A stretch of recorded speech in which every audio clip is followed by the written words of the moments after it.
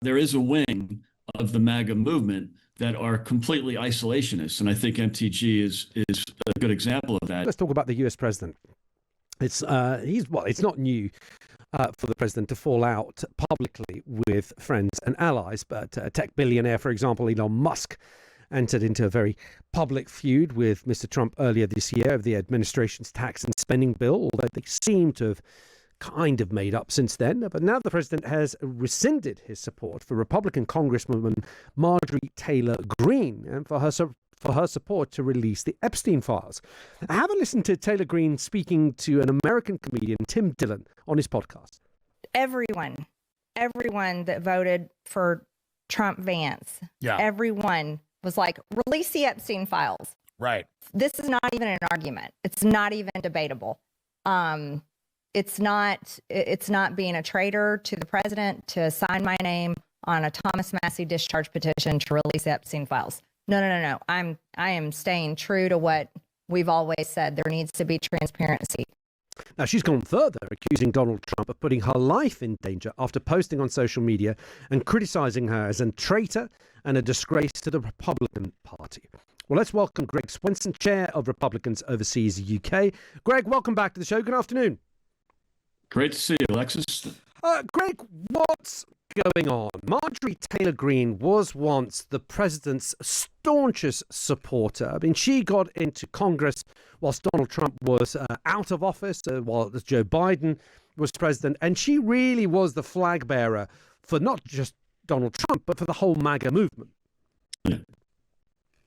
Yeah, it's as you pointed out in your introduction, though, Alexis, it's not unusual for the president to fall out, and I think he really sort of demands loyalty, and when that starts to crack, like it has with MTG, it's difficult for him to lay low, and he's a counterpuncher, right? So if he gets punched, he punches back, and he does it very publicly. But Greg, sorry to interrupt. When you say it's about loyalty, and you're absolutely right, but she's very loyal to Donald Trump. She's loyal to what Donald Trump pledged in his run-up to the election, which included the release of the Epstein files, making food cheaper, affordability for Americans, not getting involved in foreign wars. But isn't she just holding the president to account of his own words and his own pledges?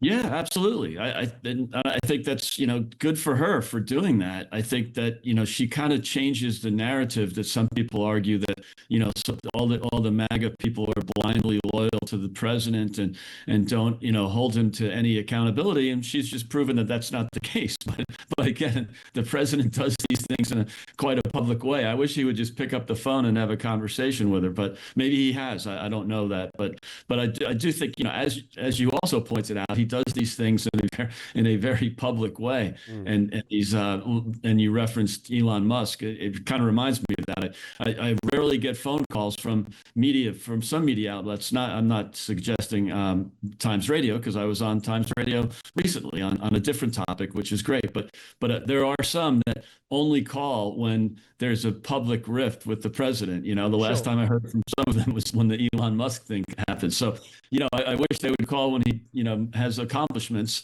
But in this case, I think this is just kind of classic Trump, public feuds with people. And it's not the first one, and I don't think it will be the last. Well, do you think it is that, Greg? Or do you think that, as some others have pointed out, that to lose someone like Marjorie Taylor Greene, who is MAGA to the bone, is noteworthy? Because, you and I have spoken about Donald Trump and his choices, his political choices, and the result always, when you look at them, is that Trump has got such a loyal base that he can pretty much get away with anything, because his base just believe in him, believe in his project, and believe in his presidency.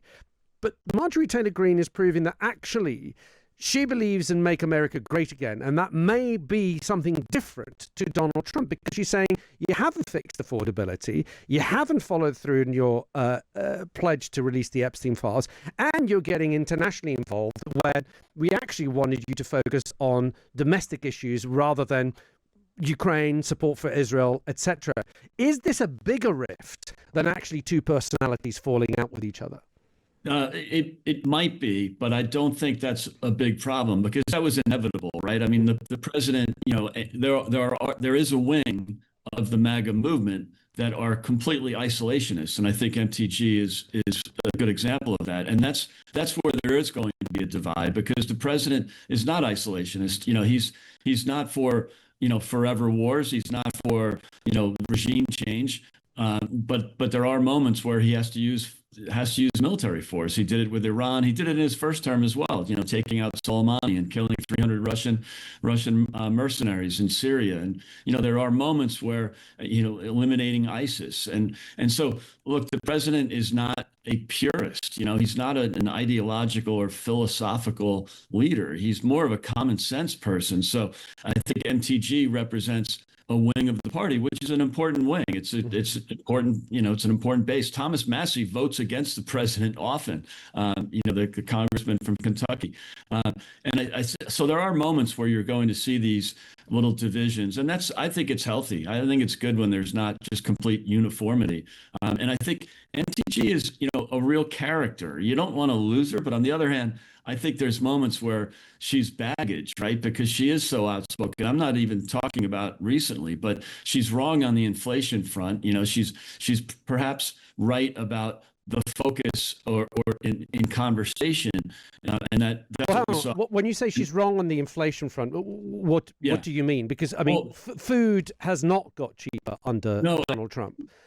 Well, it has actually, but or at least the prices have not accelerated like they did during the Biden years. That's the nature of inflation, right? So prices are still up 25% from 5 years ago, but that's not on the president. That's on the prior president. What we've seen is real wages. So that's really what ultimately matters.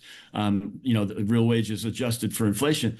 They're up $1,200 for the average American worker. They were down $3,300. So what Marjorie Taylor Greene is saying is she's right in the sense that there wasn't enough discussion or conversation about it prior to the off-year elections 2 weeks ago. That's why the Democrats, seized that issue of affordability.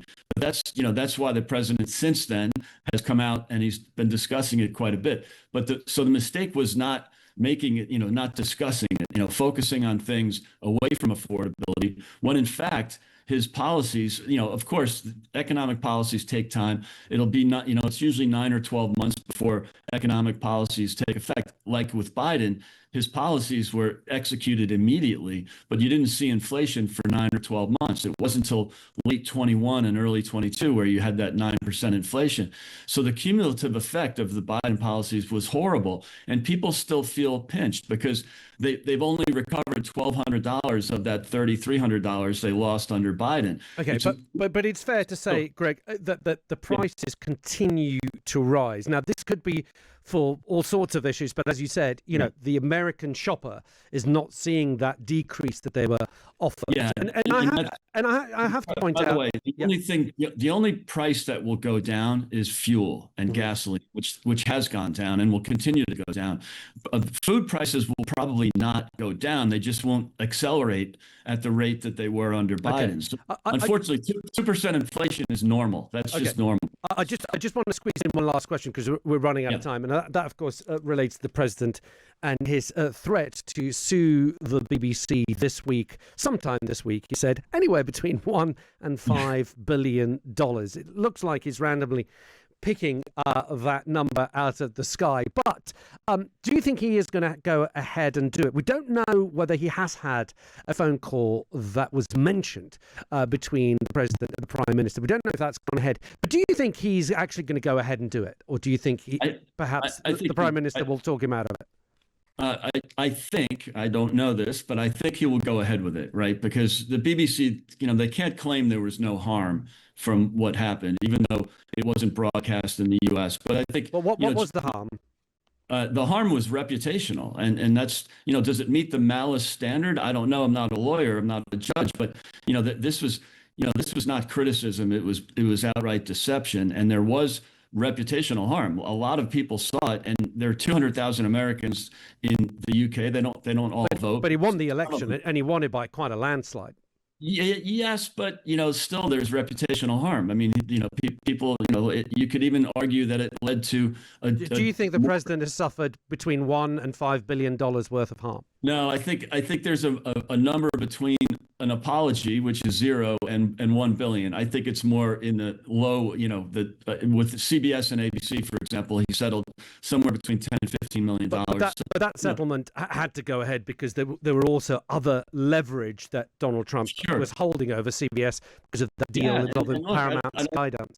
I don't know that he has that leverage over the BBC, but there's no doubt that the BBC has an institutional bias against the president that they display constantly. So I think it's more the argument that you pointed out, Alexis, which is a good one, is, where is the, how do you put a number on the reputational harm that he suffered or that other people suffered, and you can argue that, this kind of hate on Republicans in the U.S., it has been exacerbated by the media and by incidents like this one. Okay. Greg, always good to speak. Thank you for giving me your time. Greg Swenson, chairman of Republicans overseas in the UK.